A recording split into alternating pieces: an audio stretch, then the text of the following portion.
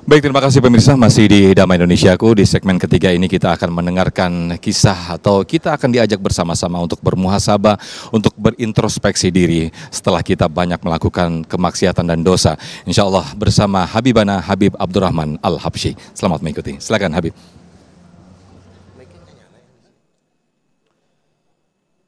Bismillahirrahmanirrahim. Assalamualaikum warahmatullahi wabarakatuh.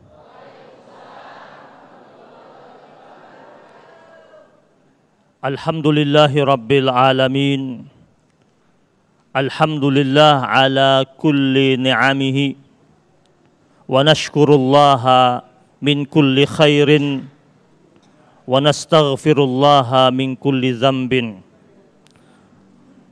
Ashhadu an la ilaha illallah wahdahu la syarika lah wa ashhadu anna Muhammadan abduhu wa rasuluh.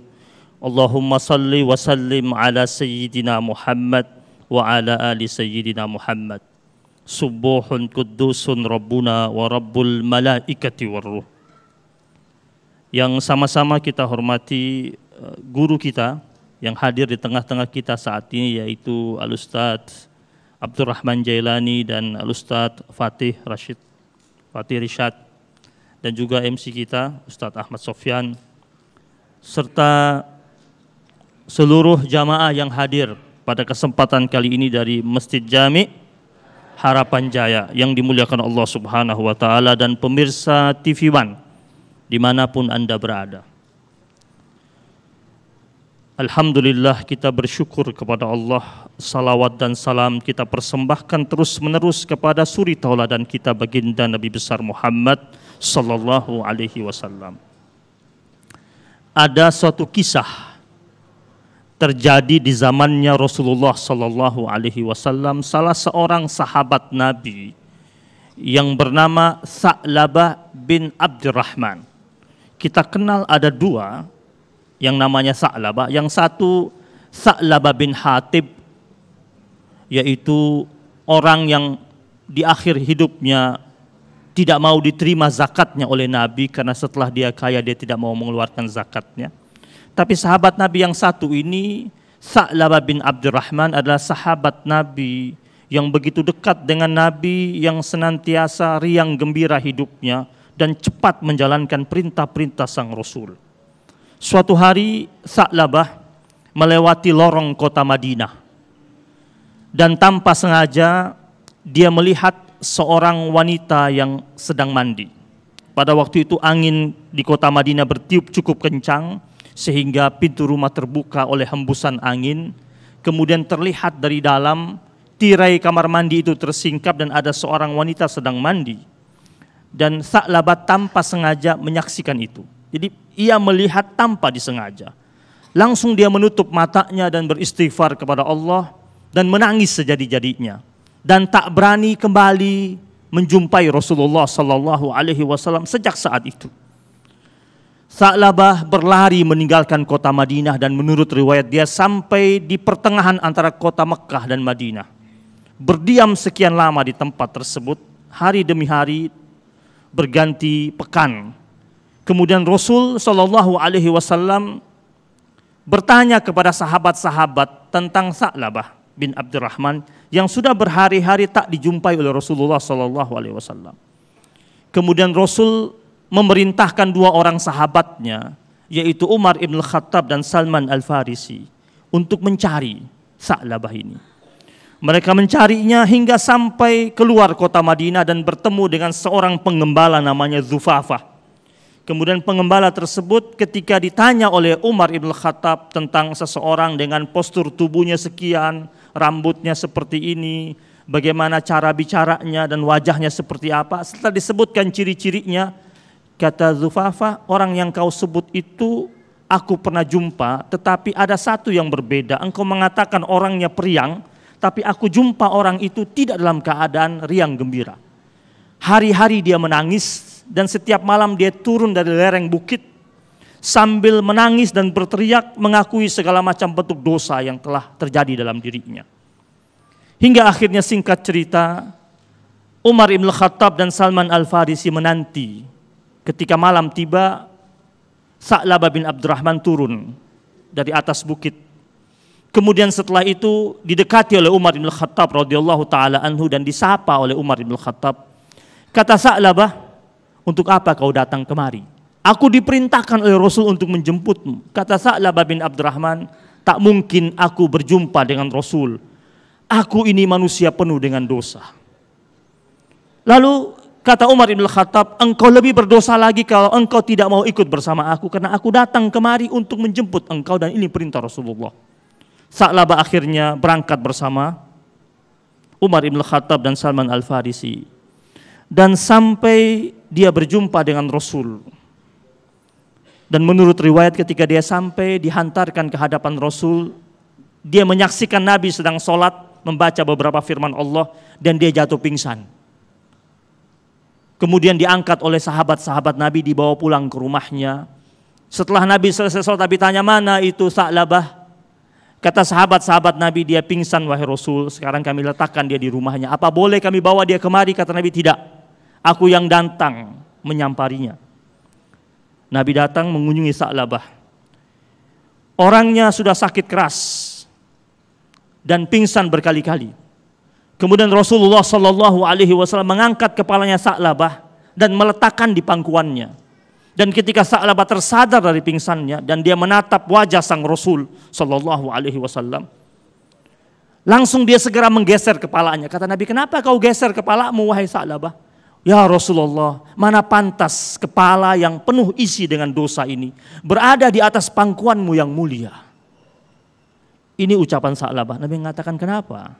Terus diceritakan apa yang terjadi pada dirinya.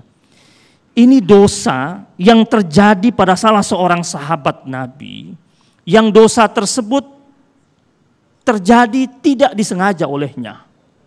Kita bisa bayangkan para sahabat-sahabat Nabi itu. Dosa yang tidak disengaja saja dia takut sekali. Bahkan kata Anas bin Malik radhiyallahu taala anhu, ketika Anas bin Malik bertemu dengan para tabi'in. Anas bin Malik sahabat Nabi yang usianya cukup panjang, karena itu anugerah Allah Subhanahu wa taala kepadanya berkat doanya Rasulullah sallallahu alaihi wasallam. Ketika Nabi berdoa, Allahumma barik, ya Allah berikanlah keberkahan buat Anas bin Malik dalam hal rizkinya dan umurnya. Dia ketika bertemu dengan para tabi'in, Anas bin Malik berkata, sesungguhnya kami para sahabat-sahabat Nabi kalau melihat sebuah dosa, kami merasa seakan-akan ada gunung besar yang menghimpit di atas pundak kami. Tidak seperti orang-orang zaman sekarang ketika mereka melihat dosa, seperti kadzubab marra ala anfihi, seperti lalat yang hanya lewat di sekitar hidungnya, ditepis begitu saja. Ini kekhawatiran Anas bin Malik radhiyallahu taala anhu, dan ternyata kekhawatiran Anas bin Malik radhiyallahu taala anhu terbukti. Terjadi pada zaman ini. Ada orang walaupun dia sudah bertaubat sekalipun, dia masih sering memamerkan dosa-dosa masa lalunya. Pernah tidak ada di antara kita, dulunya tidak berhijab. Kemudian dia masih menyimpan foto-foto dia saat tidak berhijab. Dan terkadang dia posting dan dia katakan, ini saat masih jahiliyah dahulu. Untuk apa? Atau dulunya dia penari balet dengan badannya begitu langsing, begitu kecil. Kemudian ketika ngobrol sama teman-temannya, dia tunjukkan fotonya, nih foto saya dahulu 30 tahun yang lalu. Tidak seperti sekarang yang sudah big size. Ditunjukkan fotonya dulu ini. Untuk apa? Atau ada orang sudah menjadi orang yang saleh, yang taat sama Allah, ahli ibadah. Terus lewat di hadapannya anak muda yang nakal, pergaulannya masih sembarangan. Terus orang yang soleh itu duduk depan musola mengatakan, ya dia nggak tahu saya dulu seperti apa. Terus dia ceritakan dengan orang-orang di sampingnya betapa jahatnya dia dulu di masa lalu. Untuk apa? Pernahkah kita mendengar kisah para sahabat-sahabat Nabi yang setelah mereka berislam dan beriman kepada Allah dan Rasulnya, menceritakan kembali tentang kejahatan-kejahatan mereka di masa lampau di saat jahiliyah? Orang yang membanggakan tentang dosanya adalah orang yang sebenarnya meremehkan tentang kebesaran dan keagungan Allah Subhanahu wa taala. Karena Allah Sattarul Uyub. Allah ini maha penutup aib. Allah tutup rapat aib seorang hamba Allah yang dia lakukan di malam hari. Allah tutup dengan gelapnya malam dan dinginnya embun. Kemudian ketika fajar menyingsing di siang hari, mengapa dia dengan seenaknya menceritakan apa yang dia lakukan itu? Orang seperti ini menurut para ulama adalah orang yang tidak menyadari tentang hari akhir, tentang pembalasan, tentang hisab. Dalam surat An-Naml Allah berfirman, "Innal ladzina la yu'minuna bil akhirati zayyana lahum a'malahum fahum ya'mahun." Sesungguhnya orang-orang yang tidak beriman kepada hari akhir, kata Allah, zayyana lahum a'malahum. Kami akan jadikan indah segala macam perbuatan buruk mereka. Maka kita sering jumpa ada orang ketika dia berbuat maksiat, dia enjoy saja dengan maksiat tersebut. Bahkan dia demonstrasikan maksiat tersebut. Dia viralkan maksiat tersebut. Dia bangga dengan maksiat yang telah dia viralkan itu. Allah katakan zayyana lahum. Kenapa? Dia tidak iman sama hari akhir. Kalau dia iman sama hari akhir, dia tahu akan ada pengadilan ilahiyah yang akan dibentangkan padanya. Dia akan berpikir berkali-kali ketika dia mau mendemonstrasikan maksiatnya itu. Dan Allah tutup firman yang mengatakan fahum ya'mahun. Orang seperti ini akan berada pada dimensi kesesatan. Maka kalau sudah dicap sesat sama Allah Subhanahu wa ta'ala, mau kemana lagi dia? Dan jemaah yang dirahmati Allah Subhanahu wa ta'ala, ada ungkapan dari para ulama salafus salihin. La tanzur ila saghiril ma'siyah, walakin zur ila man asaita. Jangan kau lihat tentang kecilnya perbuatan dosa yang kau lakukan itu, tetapi perhatikanlah kepada siapa engkau berbuat maksiat. Bukan masalah dosanya, tetapi kepada siapa kita bermaksiat. Kepada yang maha besar, yang maha agung dan maha segalanya, Allah Subhanahu wa ta'ala. Wallahu a'lam. Baik, Masya Allah. Terima kasih. Jazakumullah ahsanul jaza Habibana Habib Abdurrahman Al-Habsyi. Bersama-sama kita telah mendengarkan kisah bagaimana pengakuan dosa dari sahabat Rasulullah, sahabat-sahabat terdahulu. Bagaimana pengakuan dosa yang hanya kecil saja, bahkan itu tidak disengaja dilakukan, menjadi dosa yang sangat besar. Menjadi pengakuan dosa kepada Allah yang sangat besar. Bagaimana dengan kita yang begitu bangga berlomba-lomba memamerkan dosa? Semoga kita termasuk orang-orang yang selalu bermuhasabah, selalu orang-orang yang selalu meminta ampun kepada Allah Subhanahu wa ta'ala. Amin, amin ya rabbal alamin.